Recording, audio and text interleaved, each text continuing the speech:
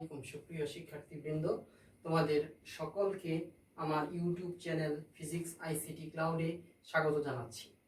আজকে স্থিতিস্থাপকতার উপর আমাদের তৃতীয় ক্লাস। গত ক্লাসে আমরা আলোচনা করেছিলাম পীড়ন এবং হুকের সূত্র সম্পর্কে, এবং আমরা হুকের সূত্র থেকে আমরা জেনেছিলাম যে স্থিতিস্থাপক সীমার মধ্যে পীড়ন ও বিকৃতির অনুপাত একটি ধ্রুব সংখ্যা। ওই ধ্রুব সংখ্যাটিকে বলা হয় স্থিতিস্থাপক গুণাঙ্ক। আজকে আমরা এই স্থিতিস্থাপক গুণাঙ্কে বিভিন্ন প্রকার সম্পর্কে আমরা আলোচনা করার চেষ্টা করব ইনশাআল্লাহ। স্থিতিস্থাপক গুণাঙ্ককে তিনটি ভাগে ভাগ করা যায়। একটি হলো ইয়ং এর স্থিতিস্থাপক গুণাঙ্ক বা ইয়ংস মডুলাস অফ ইলাস্টিসিটি, আরেকটি হচ্ছে আয়তন স্থিতিস্থাপক গুণাঙ্ক, ইংরেজিতে বলা হয় বাল্ক মডুলাস অফ ইলাস্টিসিটি। অপরটি হচ্ছে দৃঢ়তার বা কাঠিন্যের স্থিতিস্থাপক গুণাঙ্ক বা রিজিডিটি মডুলাস অফ ইলাস্টিসিটি। এখন আমরা বিস্তারিত আলোচনা করব ইয়ং এর স্থিতিস্থাপক গুণাঙ্ক সম্পর্কে।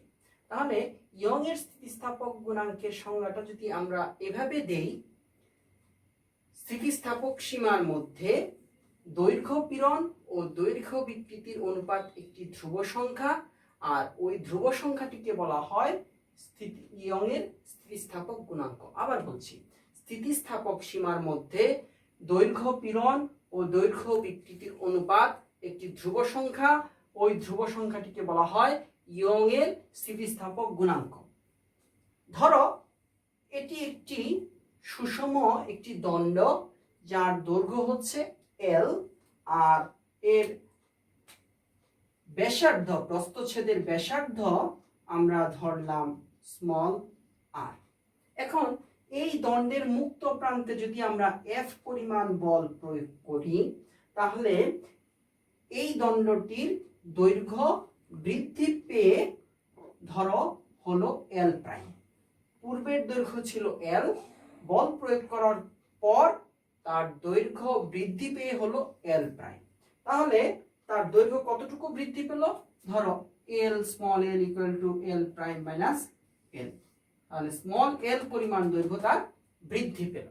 তাহলে আমরা এই যে দৈর্ঘ্য বিকৃতি ঘটলো, ঠিক বিকৃতিকে প্রতিরোধ করার জন্য পীড়ন সৃষ্টি হলো, অর্থাৎ বাহ্যিক বলের বিপরীতে আরেকটি বল সৃষ্টি হলো প্রতি একক ক্ষেত্রফলে, সেই বলের মানটাকে বলা হয় পীড়ন।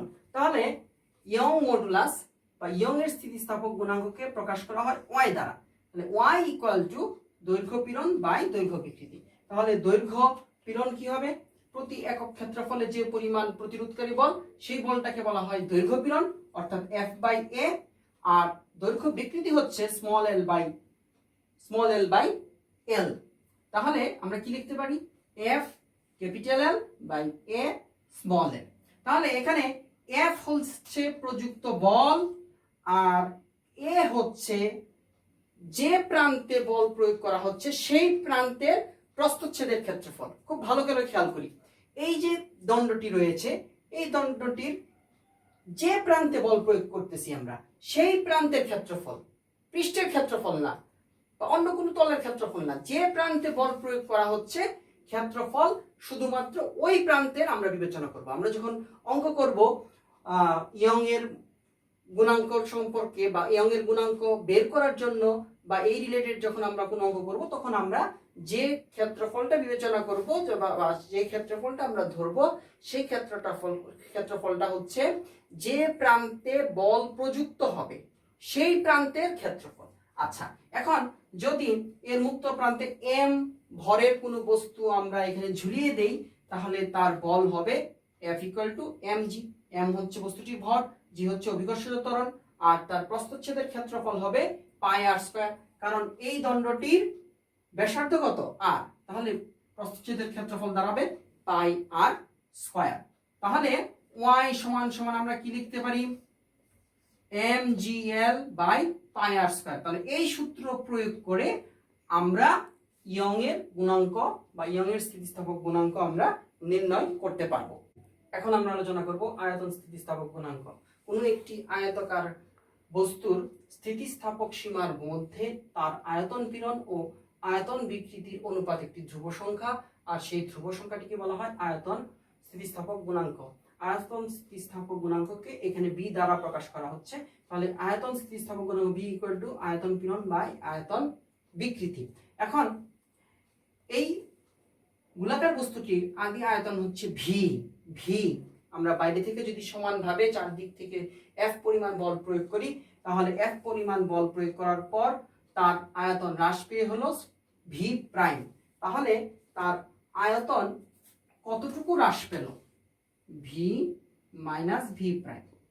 তাহলে এই স্মল ভি পরিমাণ আয়তন তার হ্রাস পেল। তাহলে তার বিকৃতি হচ্ছে স্মল ভি বাই ভি। এটা হচ্ছে তার বিকৃতি। এটা হচ্ছে তার বিকৃতি বা স্ট্রেন। আর প্রতি একক ক্ষেত্রফলে আয়তন বিকৃতির বিপরীতে বা আয়তন বিকৃতিকে প্রতিরোধ করার জন্য প্রতি একক ক্ষেত্রফলে ক্রিয়াশীল বা প্রযুক্ত যে বল সেটাকে বলা হয় আয়তন পীড়ন। তাহলে এফ বাই এ হচ্ছে আয়তন পীড়ন আর স্মল ভি বাই ভি হচ্ছে বিকৃতি, আয়তন বিকৃতি। তাহলে কি দাঁড়াচ্ছে? F V by A small V. এটি হচ্ছে আয়তন স্থিতিস্থাপক গুণাঙ্কের রাশিমালা। তাহলে আমরা এই সূত্র প্রয়োগ করে আয়তন স্থিতিস্থাপক গুণাঙ্ক নির্ণয় করতে পারি। এই এখন আরেকটি গুরুত্বপূর্ণ টার্ম সম্পর্কে আমরা আলোচনা করব, সেটি হচ্ছে সংনম্যতা বা কম্প্রেসিবিলিটি। এটি সাধারণত আয়তন বিকৃতির ক্ষেত্রে এটি দেখা যায় যখন আমরা কোনো গোলাকার কোনো বস্তুতে যখন আমরা বাইরে থেকে সমানভাবে বল প্রয়োগ করি, তখন বস্তুটির আয়তন যদি চারদিক থেকে সমহারে হ্রাস পেতে থাকে, এই যে বৈশিষ্ট্য এটাকে বলা হয় সংনম্যতা। তাহলে আয়তন কেন হ্রাস পায়? গোলাকার বস্তু বা গোলাকার বস্তুর মধ্যে আন্তঃআণবিক ফাঁকা স্থান থাকে। আন্তঃআণবিক ফাঁকা স্থান থাকার কারণে যখন বাইরে থেকে বল প্রয়োগ করা হয়, তখন ওই আন্তঃআণবিক ফাঁকা স্থান বা শূন্য স্থানগুলা পূরণ হতে থাকে। আর যখন এই আন্তঃআণবিক ফাঁকা স্থান বা শূন্য স্থানগুলা পূরণ হতে চায়, তখন চারদিক থেকে সমানভাবে আয়তন হ্রাস পেতে থাকে। আর এই আয়তন হ্রাস পাওয়ার যে ধর্ম চারদিক থেকে বল প্রয়োগ করার ফলে, সেটি হচ্ছে সংনম্যতা বা কম্প্রেসিবিলিটি। তাহলে সংনম্যতা হচ্ছে আয়তন স্থিতিস্থাপক গুণাঙ্কের বিপরীত রাশি। তাহলে সংনম্যতা ইকুয়াল টু আয়তন বিকৃতি বাই আয়তন পীড়ন ইকুয়াল টু 1/b। বা আমরা এমন ভাবেও বলতে পারি যে আয়তন স্থিতিস্থাপক গুণাঙ্কের বিপরীত রাশি হচ্ছে সংনম্যতা বা কম্প্রেসিবিলিটি। অনেক সময় জ্ঞানমূলক প্রশ্নে এই আসতে পারে যে সংনম্যতা কি বা সংনম্যতা কাকে বলে। আচ্ছা, একটু আগে আমরা আলোচনা করলাম সংনম্যতা। এই সংনম্যতা দেখা যায় যে কঠিন ও তরল পদার্থের ক্ষেত্রে সংনম্যতার পরিমাণ কম থাকে, কিন্তু অপরদিকে গ্যাসীয় পদার্থের ক্ষেত্রে সংনম্যতার পরিমাণ বেশি থাকে। কারণ গ্যাসীয় পদার্থের ক্ষেত্রে আন্তঃআণবিক ফাঁকা স্থানের পরিমাণ বা আন্তঃআণবিক দূরত্ব থাকে অনেক বেশি, সেই জন্য গ্যাসীয় পদার্থের ক্ষেত্রে সংনম্যতার পরিমাণ বেশি। আমরা এখন আলোচনা করব দৃঢ়তার বা কাঠিন্যের স্থিতিস্থাপক গুণাঙ্ক সম্পর্কে। দৃঢ়তার বা কাঠিন্যের স্থিতিস্থাপক গুণাঙ্ক হলো স্থিতিস্থাপক সীমার মধ্যে আকার পীড়ন বা আকার বিকৃতির অনুপাত একটি ধ্রুব সংখ্যা। এই ধ্রুব সংখ্যাটিকে বলা হয় দৃঢ়তার বা কাঠিন্যের স্থিতিস্থাপক গুণাঙ্ক। আমরা আকার পীড়ন বা কৃন্তন পীড়নকে প্রকাশ করতে পারি এফ বাই এ, এবং আমরা প্রথম ক্লাসে দেখে এসেছিলাম যে আকার বিকৃতি হলো টেন থিটা। এখন আমরা লিখতে পারি এফ এ টেন থিটা। এখন এই যে থিটা কৌণিক বিচ্যুতি বা আকার বিকৃতি, এই থিটার পরিমাণটা খুবই অল্প। তাহলে তাহলে এই থিটার মানটা খুবই সূক্ষ্ম হওয়ায় টেন থিটাকে আমরা লিখতে পারি থিটা। এন দৃঢ়তার বা কাঠিন্যের গুণাঙ্ক equal to F by A theta. তাহলে এফ বাই এ হচ্ছে কৃন্তন পীড়ন বা আকার পীড়ন, আর থিটা হচ্ছে আকার বিকৃতি বা কৃন্তন বিকৃতি।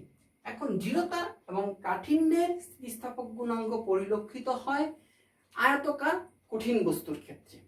তাহলে আয়তকার কঠিন বস্তুর ক্ষেত্রে আমরা কি পাবো? দৃঢ়তার বা কাঠিন্যের স্থিতিস্থাপক গুণাঙ্ক। এখন আমরা আজকের এই ক্লাসে আলোচনা করেছিলাম ইয়ং এর স্থিতিস্থাপক গুণাঙ্ক, আয়তন স্থিতিস্থাপক গুণাঙ্ক এবং দৃঢ়তার বা কাঠিন্যের স্থিতিস্থাপক গুণাঙ্ক। ইয়ং এর স্থিতিস্থাপক গুণাঙ্ক প্রযোজ্য হচ্ছে তোমার কঠিন বস্তুর ক্ষেত্রে, যে বস্তুটা লম্বাকার বা লম্ব আকৃতির বা সরু আকৃতির তারের ক্ষেত্রে বা কোনো একটি দণ্ডের ক্ষেত্রে, কঠিন দণ্ডের ক্ষেত্রে বা তারের ক্ষেত্রে এই ইয়ং এর স্থিতিস্থাপক গুণাঙ্কটি প্রযোজ্য হবে। অপরদিকে আয়তন স্থিতিস্থাপক গুণাঙ্কটি তোমার কঠিন বস্তুর ক্ষেত্রে বা তরল বস্তুর ক্ষেত্রে প্রযোজ্য হতে পারে। অপরদিকে দৃঢ়তর বা কাঠিন্যের স্থিতিস্থাপক গুণাঙ্ক প্রযোজ্য হবে আয়তাকার কঠিন ফ্রেমের ক্ষেত্রে। এই দৃঢ়তার বা কাঠিন্যের স্থিতিস্থাপক গুণাঙ্ক প্রযোজ্য হবে। এখন অনেক সময় একটি প্রশ্ন পরীক্ষায় তোমাদের আসে, সেটি হচ্ছে যে রাবার বেশি স্থিতিস্থাপক নাকি ইস্পাত বেশি স্থিতিস্থাপক। এই প্রশ্নটি অনেক সময় চলে আসে। তাহলে দেখা যাচ্ছে সেই বিষয়টা নিয়ে এখন আমরা একটু আলোচনা করার চেষ্টা করব। আমরা কি জানি যে ওয়াই স্থিতিস্থাপক গুণাঙ্ক ইকুয়াল টু পীড়ন বাই বিকৃতি। পীড়ন বাই বিকৃতি। যদি তোমার একটা ইস্পাতের দণ্ড এবং আরেকটি রাবারের দণ্ড আমরা নেই, তাহলে সমান বল যদি আমরা চাপিয়ে দিই, ধরো এটা একটা ইস্পাতের দণ্ড, এটি একটি রাবারের দণ্ড, এটা হচ্ছে ইস্পাত বা স্টিল, এটি হচ্ছে রাবার। এখন এই দণ্ড দুটির দুই প্রান্তে যদি আমরা সমপরিমাণ বল চাপিয়ে দেই, তাহলে স্টিলের দৈর্ঘ্য যে হারে বা বৃদ্ধি পাবে, রাবারের দৈর্ঘ্য তার থেকে বেশি হারে বৃদ্ধি পাবে। দ্যাট মিনস এল এস, অর্থাৎ বল প্রয়োগের কারণে স্টিলের দৈর্ঘ্য বৃদ্ধি এল এস, আর এল আর রাবারের দৈর্ঘ্য বৃদ্ধি। তাহলে এল আর এর পরিমাণ এল এস এর পরিমাণ অপেক্ষা বেশি। তাহলে কি লক্ষ্য করতেছি আমরা? কার বিকৃতি বেশি হচ্ছে? এখানে বিকৃতি বেশি হচ্ছে, রাবারের বিকৃতি বেশি হচ্ছে।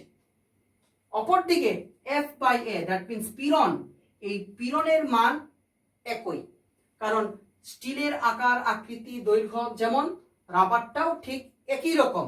তাহলে পীড়ন এক, কিন্তু স্টিল অপেক্ষা রাবারের বিকৃতি বেশি ঘটতেছে। তাহলে কার ইয়ং এর গুণাঙ্ক বেশি? ওয়াই এর মান স্টিলের ক্ষেত্রে বেশি, কারণ এই পরিমাণটা স্টিলের ক্ষেত্রে কম, রাবারের ক্ষেত্রে বেশি। L S is less than L R. তাহলে স্টিলের ক্ষেত্রে দাঁড়াচ্ছে F by A L S by L, রাবারের ক্ষেত্রে দাঁড়াচ্ছে F by A L R by L. তাহলে Y S is greater than Y R. তাহলে যে বস্তুর ইয়ং এর গুণাঙ্ক বেশি, সেই বস্তুটি বেশি স্থিতিস্থাপক। তাহলে পরীক্ষা যদি প্রশ্ন আসে কার কে বেশি স্থিতিস্থাপক, তাহলে আমরা কি বলবো? ইস্পাত বেশি স্থিতিস্থাপক, কারণ ইস্পাতের সমপরিমাণ বলের জন্য ইস্পাতের বিকৃতি রাবারের বিকৃতি অপেক্ষা কম, সেই জন্য ইস্পাত বেশি স্থিতিস্থাপক।